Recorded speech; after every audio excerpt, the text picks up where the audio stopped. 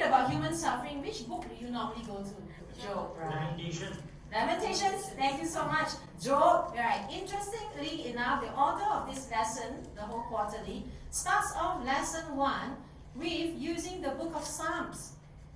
Praise songs, Tehillim, praise songs. It is songs praising God. It is songs talking about God's greatness, these things. But it's no ordinary praise songs. Because if you read and you actually go through the book of Psalms, especially the ones written by King David, 75 of them, you will find the roller coaster of emotions that all of us go through. And very nicely written down in terms of poem. And David would write songs, and thank God for all these type of songs that are actually in the book, the whole book of Psalms. Who is David? King of? He was the second king of Israel after King Saul. And he was the most highly acclaimed warrior and leader of that time. God favored him. God anointed him many years before he became a king.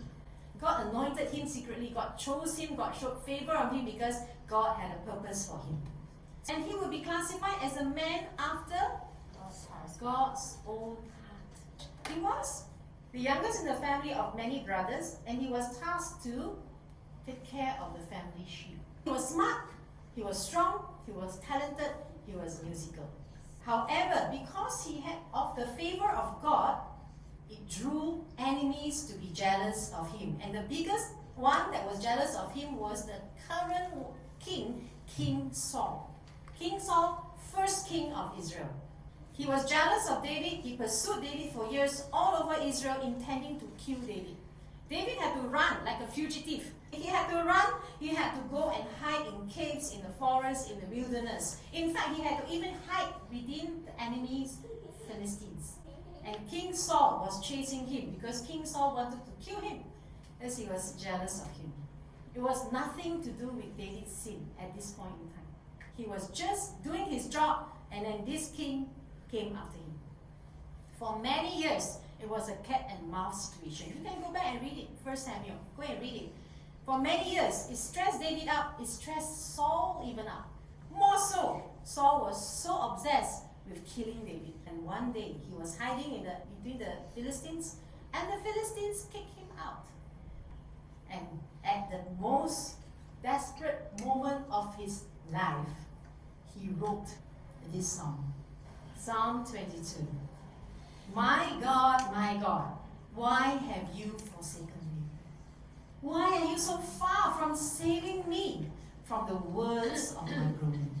Oh my God, I cry by day, but you do not answer, and by night, but I find no rest. Why are you not answering? Anybody ever prayed this kind of prayer? So desperate. Yet you are holy and true on the praises of Israel. Our fathers have trusted you. You have delivered them. They cried to you. You have rescued them. You have answered them in the past. But I am a worm. I'm not a man. Can you imagine the greatest warrior of that time saying, I'm a worm and I'm not a man. I lost my whole self-esteem. I've been ridiculed, laughed at, scorned by mankind, despised by the people. All who see me mock me. They make mouths at me. They wag their heads. Yet, verse 9, you are he who took me from the womb. You made me trust you at my mother's breast. What? On you was I cast from my birth, and from my mother's womb you have been my God. I have trusted you. I've been faithful Christian, like Adam says. But why are all these things happening to me? Many bulls encompass me. They open wide their mouths at me, raving, roaring lion. That means he is real danger. He's in real danger. And he says, I'm poured out like water. All my bones are out of joint. Pastor will understand that. Right? My heart is like wax. Those that have heart problem, like Alfred's patient, will understand that. It's melted within my breast. My strength is dried out like a potsherd. Tongue sticks to my jaws. You lay me in the dust of death. I'm so tired, Lord. Where are you? This is David in his lowest of times. This is David in his most desperate of times, crying out. And then you turn the page. You turn the page and you will find the most beautiful psalm, Psalm 23. You see, we always like to read Psalm 23. It's the most read psalm. But you cannot truly appreciate Psalm 23 if you have not read Psalm 22. Has anybody ever told you that? You see, we always read Psalm 23. Psalm 23 seems to be like a self-talk motivation, you know. The Lord is my shepherd, I shall not want. Psalm 23 is like a self-talk.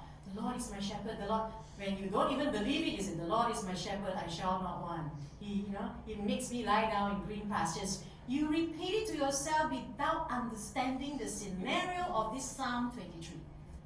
Because you never read Psalm 22. David wrote Psalm 23. The Lord is my shepherd. Oh, David was a shepherd. He would have an understanding of the life of a shepherd in relation to his sheep. So why would David now consider himself as a sheep when he was a shepherd? Tell me why. When do you think David wrote Psalm 23?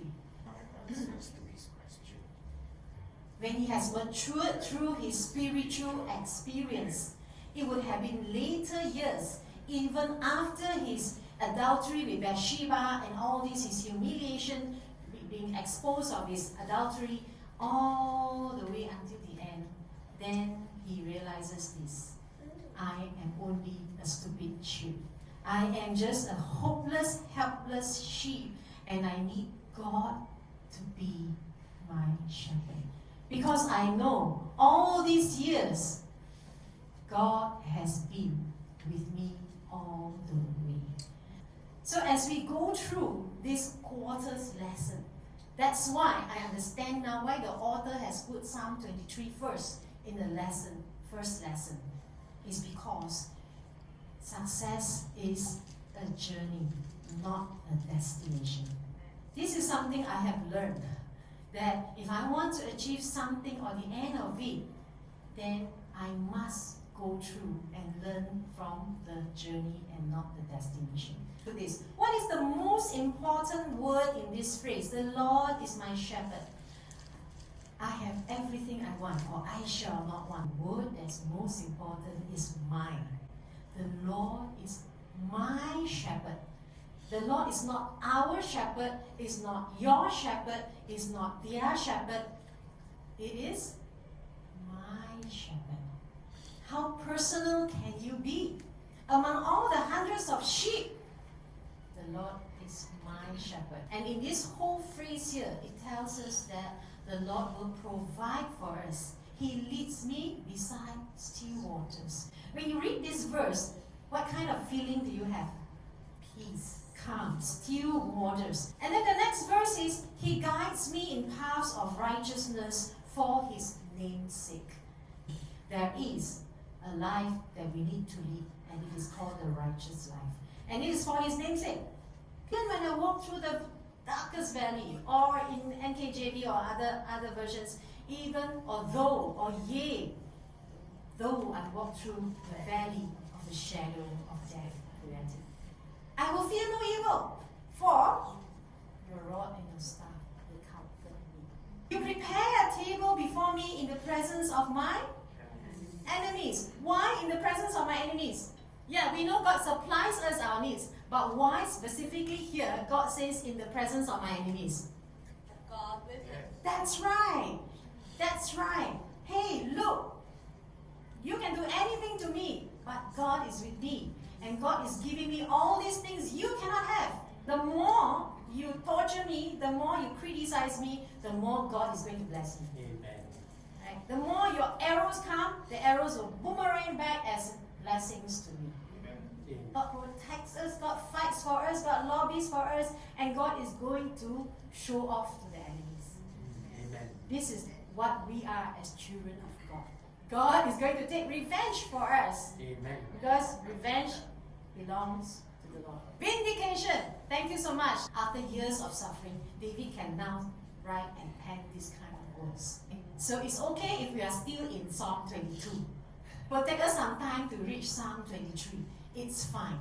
Don't think that you always have to be in Psalm 23. You know what I mean? That kind of elevation of positiveness and mental state. Truly, goodness and mercy shall follow me all the days of my life, and I will dwell in the house of the Lord forever. After so much being in the crucible, after so much being in the suffering, David can now proclaim, like what Kima was saying, that we are highly favored. Surely goodness and mercy shall follow me all the days of my life, and I will dwell in the house of the Lord forever. How does this last verse prepare us for the crucibles that are going to come in the next 3 months? So fitting that we start off this quarter understanding that it's a journey. Understanding that there's ups and downs that come with our journey with Christ. This verse, we already know how our journey will end.